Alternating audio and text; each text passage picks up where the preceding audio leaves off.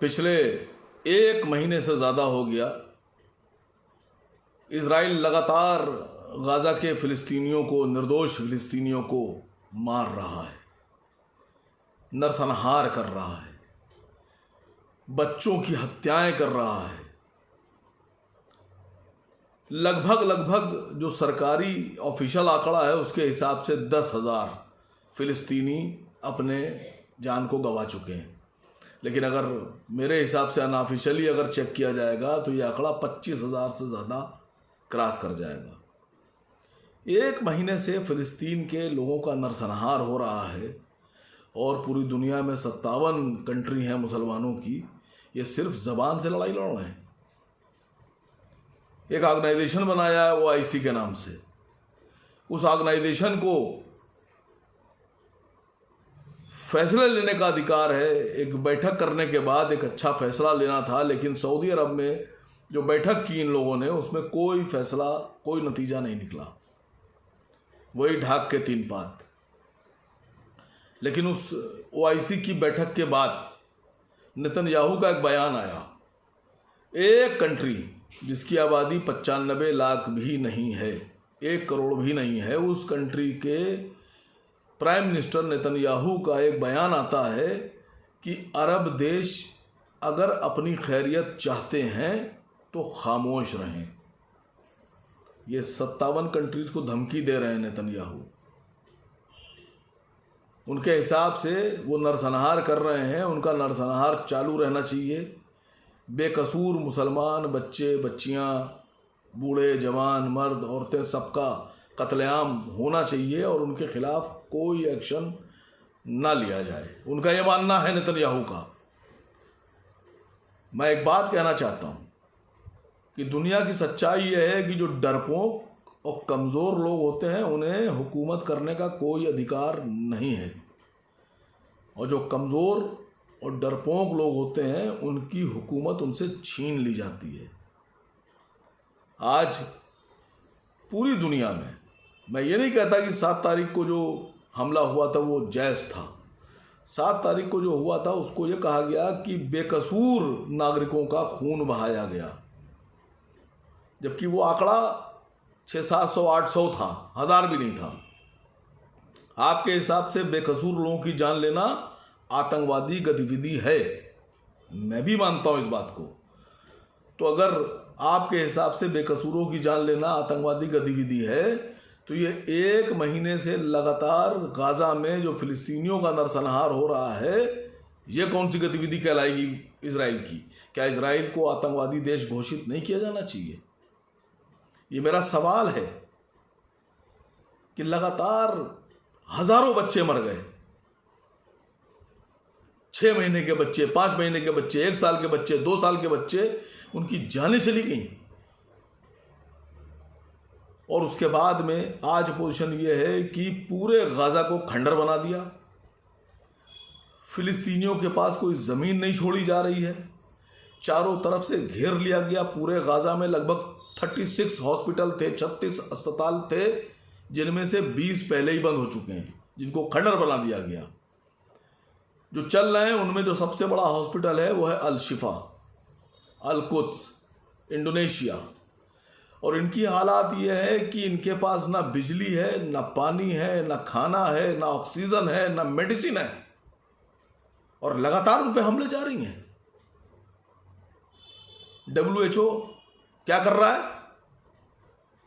World health organisation के नाम से पूरी दुनिया के डॉक्टरों को मेडिकल सर्विसेज के नाम पर आप इकट्ठा करके ऑर्गेनाइजेशन चला रहे हैं, और गाज़ा में मजलूमों के पास दवा नहीं है, ऑक्सीजन नहीं है, ब्लड नहीं है, बिजली नहीं है, पानी नहीं है। क्या कर रहे हैं आप? आपकी संस्था भंग कर देना चाहिए, खुद इस्तीफा दे दीजिए आप लोग। United nation, UNO,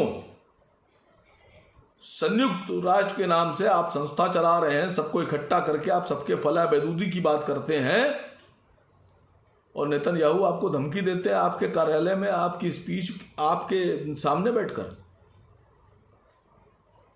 United nation की जरूरत अब दुनिया को नहीं है।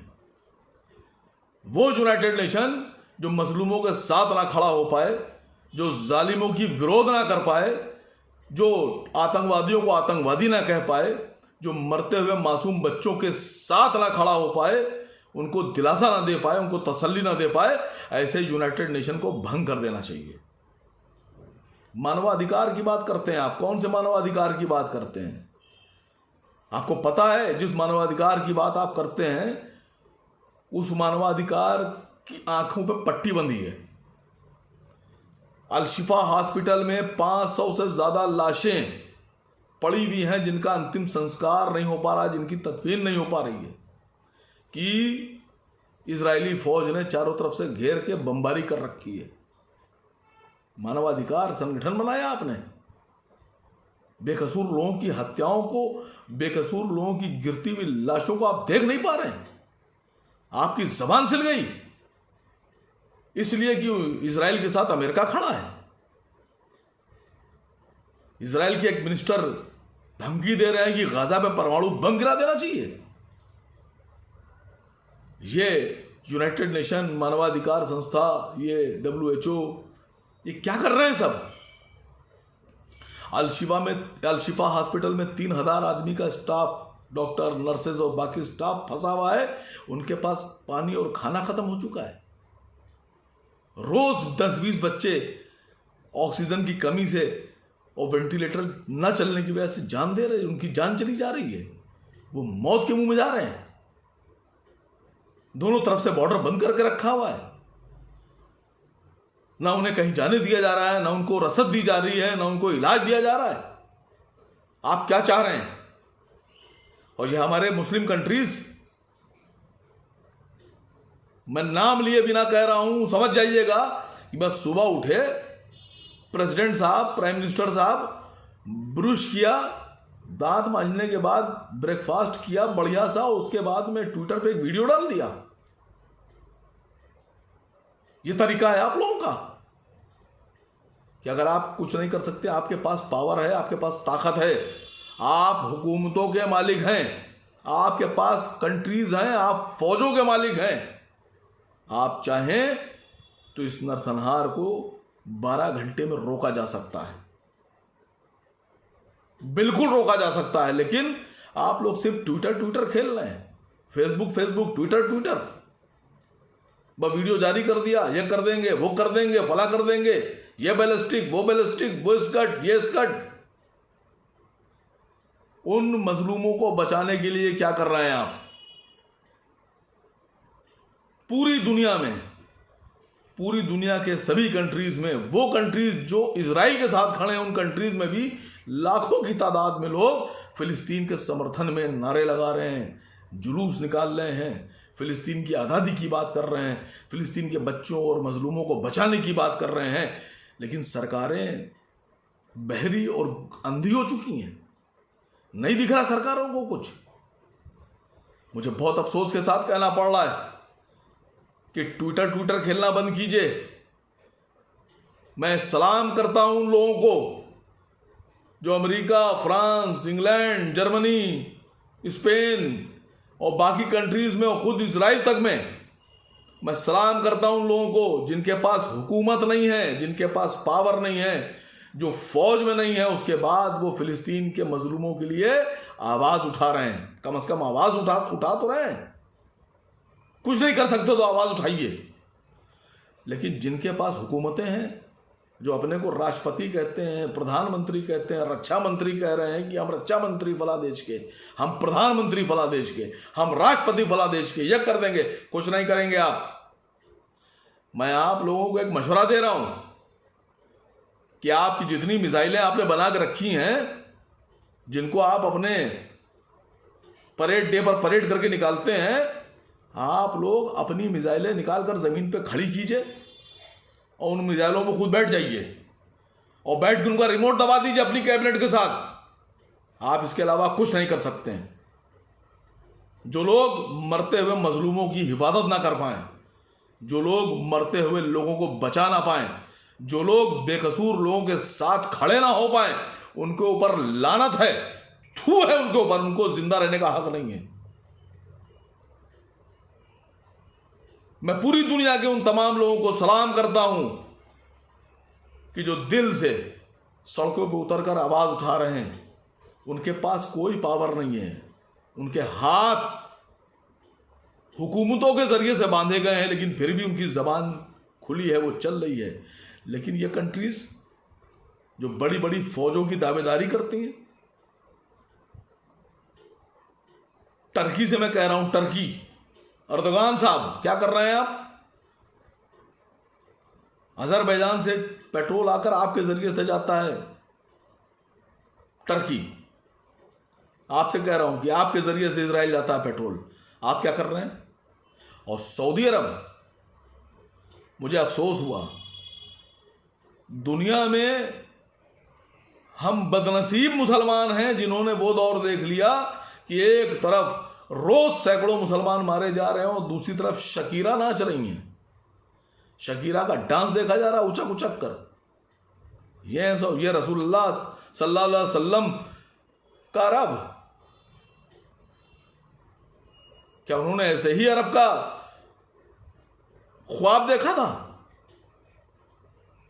कि ये अरब रसूलुल्लाह सल्लल्लाहु अलैहि वसल्लम, हजरत अबू बकर सिद्दीक, हजरत उमर फारूक आजम, हजरत उस्मान गनी, हजरत अली, हजरत इमाम हुसैन, हजरत इमाम हसन का ये अरब है कि शकीरा नाच रही हैं, उधर दूसरी तरफ लाशें गिर रही हैं, और उसके बाद में आप खुले तौर पर इजराइल के साथ खड़े हैं।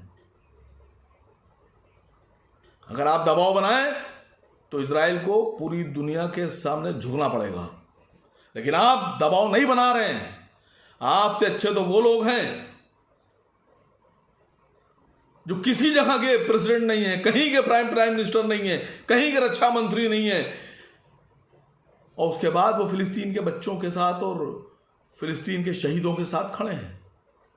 एक वीडियो जारी करके ये बताया जाता है कि अस्पतालों पर इसलिए बमबारी कर रहे हैं कि वहां सुरंगें हैं। मैं यकीन के साथ कह रहा हूं, कहीं कोई सुरंग नहीं है, ये प्रोपेगेंडा है। वहां से खुद ही जाकर एक वीडियो बनाते हैं, वीडियो बना के जारी कर देते हैं। कितने लोग गए हैं सुरंग देखने के लिए? मैं इसलिए कह रहा हूं ये प्रोपेगेंडा है। ये दुनिया की जबान बंद करने का तरीका होता है प्रोपेगेंडा, कि इस तरह के प्रोपेगेंडे करो कि सामने वाला चुप हो जाए। मैं इसलिए कह रहा हूं, मैं मिसाल पेश करने जा रहा हूं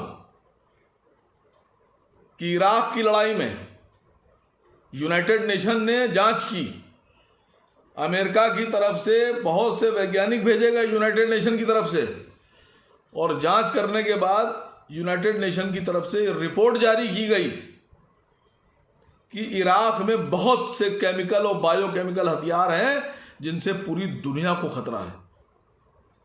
और उसके बाद में जंग शुरू हो गई। अमेरिका ने एक बयान जारी किया कि जो कंट्रीज अमेरिका के साथ थी, बहुत सी ऐसी थी जो तटस्थ थी, जो ना इधर थी ना उधर थी, उनके लिए अमेरिका बयान जारी करता है कि अमेरिका एट वार, अमेरिका जंग में है, और जो अमेरिका के साथ नहीं है उसको अमेरिका के खिलाफ माना जाएगा। ये धमकी भरा बयान जारी करने के बाद पूरा इराक तहस नहस बर्बाद कर दिया गया, और कहा गया कि यहाँ बायोकेमिकल बम थे, और ये बम थे, और रासायनिक हथियार थे, और खतरा था। और उसके बाद में 2015-16 में उसी मित्र सेनाओं का एक बड़ा जो मुल्क था इंग्लैंड, उसके प्राइम मिनिस्टर टोनी ब्लेयर हंस हंस कर, मुस्कुरा के एक इंटरव्यू देते हैं कि इराक में जो हम लोगों ने एक बयान जारी कराया था, लेटर जारी कराया था कि इराक में केमिकल हथियार हैं, रासायनिक हथियार हैं, और उनसे जो है वो बड़ा खतरा है दुनिया को, दरअसल वो रिपोर्ट झूठी थी। इराक के पास कोई हथियार ही नहीं था कि जिससे दुनिया को खतरा हो। तो यूनाइटेड नेशन, जब आपको इस तरह के काम करना है तो फिर आपको, मैं समझता हूं कि आपको हक नहीं बनता है। और मैं फिर से एक बार पूरी दुनिया के उन मुसलमानों से कह रहा हूं कि आप लोगों के वीडियो, जो आप लोग फिलिस्तीन के समर्थन में निकल कर सड़कों पर नारे लगा रहे हैं, समर्थन दे रहे हैं यहूदियों का, इजरायलियों का, जो विरोध कर रहे हैं नेतन्याहू का, इन वीडियो को देखने के बाद पूरी दुनिया के मुसलमानों का दिल बड़ा हो जाता है। इतनी ताकत मिलती है कि आप लोग निहत्थे टक्कर ले रहे हैं उन सुपर पावरों से, वो अमेरिका से, वो इजराइल से, जो ये चाहते हैं कि दुनिया से फिलिस्तीन का नामो निशान मिटा दिया जाए। मेरी बात जिन लोगों तक पहुंची है, मैं उन सब से गुजारिश करता हूं कि एक बार इस पर सोचिएगा और विचार कीजिएगा।